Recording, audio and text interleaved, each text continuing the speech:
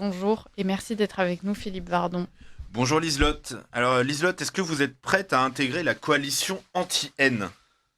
Ben, vu que ça vient du gouvernement, je ne pense pas Bon, spontanément. je ne suis pas certain que votre CV serait retenu.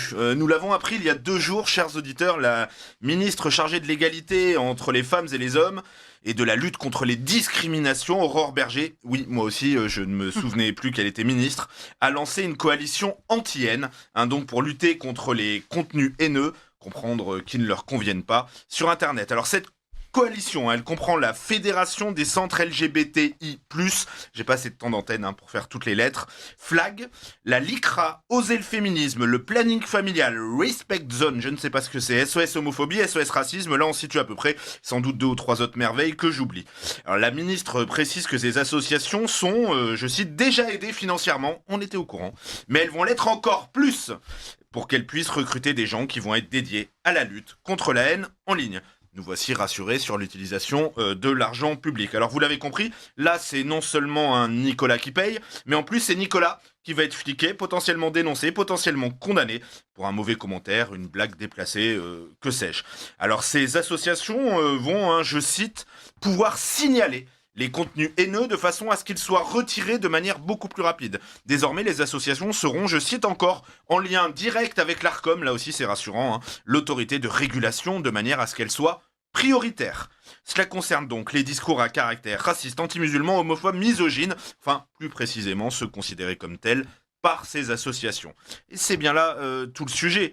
Le contrôle de vos paroles, pour ne pas dire de vos pensées, va être confié à des associations totalement militantes comme SOS Racisme ou le Planning Familial. S'agissant du planning, rappelons quand même que cette association est désormais totalement versée dans le discours sur la transidentité, l'inclusivité, etc.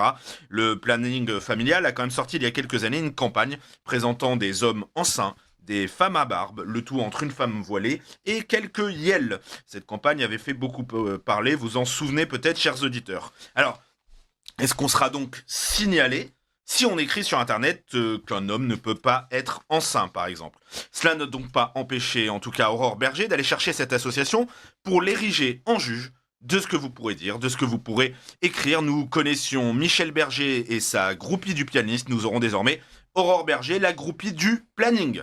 Alors il y en a une qui est beaucoup moins groupie du planning, c'est Marion Maréchal. En 2015 déjà, en pleine campagne des élections régionales, elle avait dit qu'il fallait retirer les subventions à l'une des antennes du planning familial qui venait de mener une campagne scandaleuse.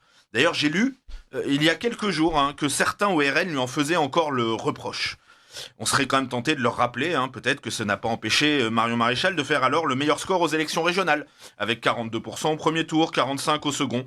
Résultat, jamais réitéré depuis. On peut surtout dire qu'elle avait peut-être simplement un petit peu d'avance. Depuis, même Elisabeth Badinter a dénoncé les dérives idéologiques du planning familial, et c'est la présidente de la région Pays de la Loire, Christelle Morancé, membre du parti d'Édouard Philippe, Horizon, qui a coupé les subventions du planning familial voici quelques mois.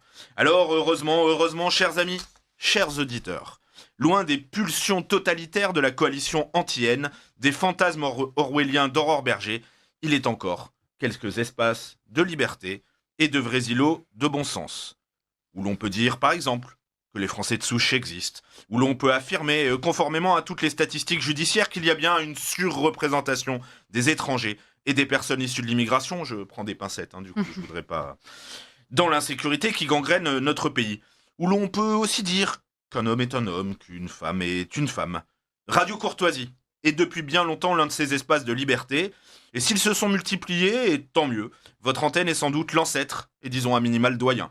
Vous m'avez offert l'asile depuis un an, je tenais pour cette petite dernière avant les vacances à remercier toute l'équipe, vous Liselotte, Richard, Maëlys, Alexandre, Adèle, évidemment tous ceux que j'oublie, et évidemment toute l'équipe technique, sans qui rien ne serait possible, et puis notre directeur, Pierre-Alexandre Bouclé, qui a su renouveler la radio, tout en conservant son âme.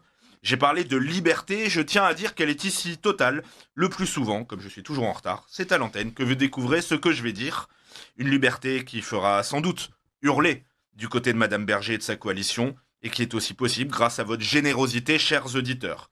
Radio Courtoisie et Ligne Droite sont des espaces de liberté, de bon sens, de résistance, ces îlots à partir desquels tout est possible, écrivait Raspail.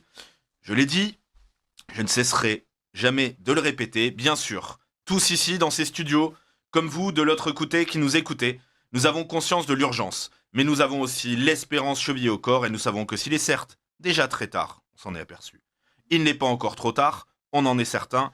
Merci à tous pour cette année et à bientôt.